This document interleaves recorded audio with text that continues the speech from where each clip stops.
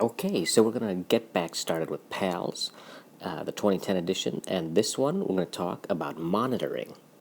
So at some point you're going to put your patient on the cardiac monitor, and you'll want to do that as soon as possible.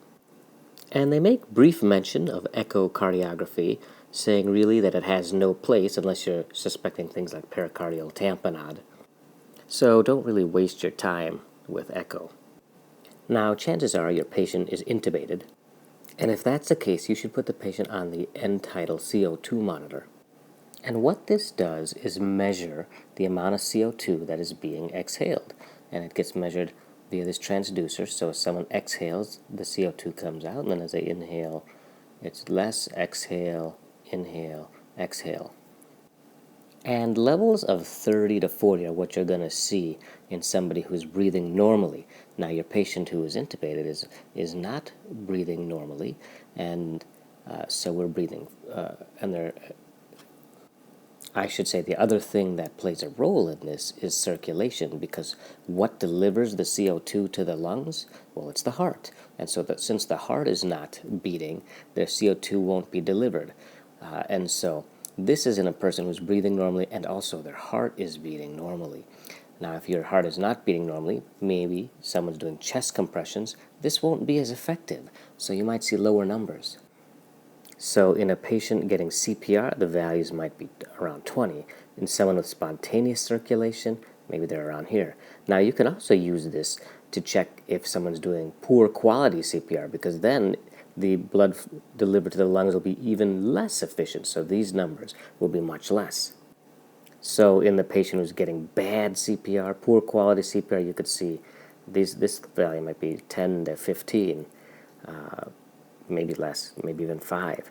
The other thing that this allows you to do is allows you to know when the patient gets a return of spontaneous circulation, because you're going to go from this to this much more efficient way forward. You'll go from this blue one to the green one.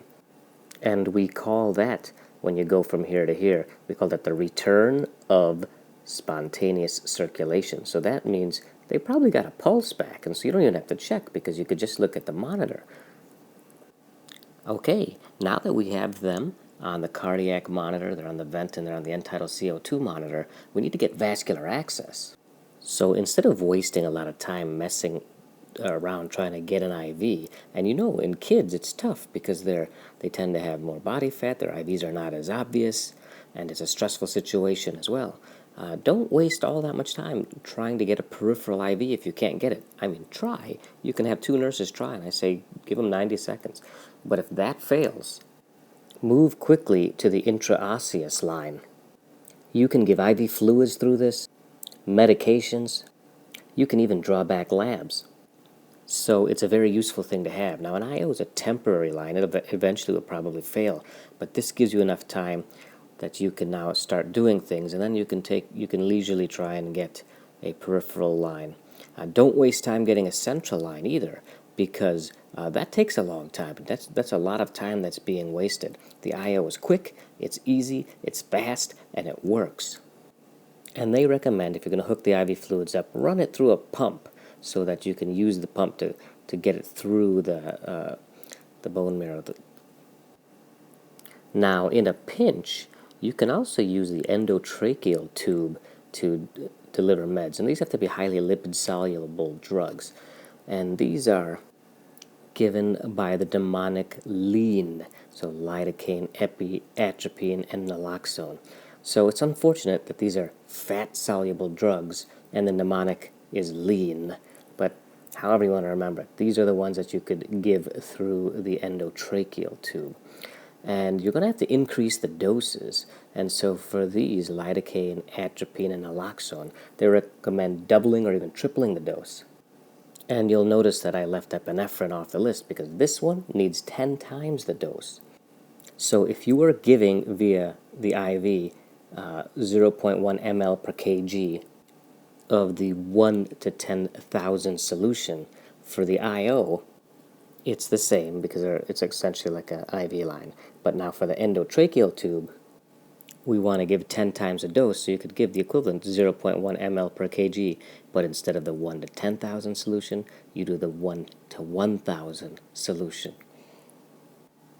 Hopefully you'll have a pharmacist down there with you who can help you with all these calculations and various concentrations. But the thing you should probably remember is if you're going to give it through the medications through the ET tube, remember lean. And most of them are 2 to 3 times the doses except epi, which is 10 times the dose. Now the thought behind this is that epi at low and high doses will act on different receptors. At low doses, it's going to activate the beta receptors, and at high doses, the alpha. And so these beta receptors are going to cause a vasodilatation, and that's bad. That's not what we want. We want a vasoconstriction so that blood can flow to the heart and to the coronary arteries. At higher doses, the alpha receptors predominate, and we get a vasoconstriction. I ran out of room, so I couldn't write it there, but that's supposed to say vasoconstrict. So we want higher doses, and since we don't know what's going to happen through the ET tube, we're going to take that dose and multiply it by 10. So that's it for this video, PALS, and it's actually more than monitoring. It was monitoring and access.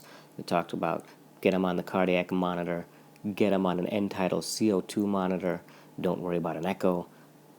Try to get an IV in, a peripheral one, but if you don't mess around with it too much and get an IO in and put that IO on a pump. And if you need to, you can always use the ET tube in order to give certain medications. All right, great. I'll see you in the next video.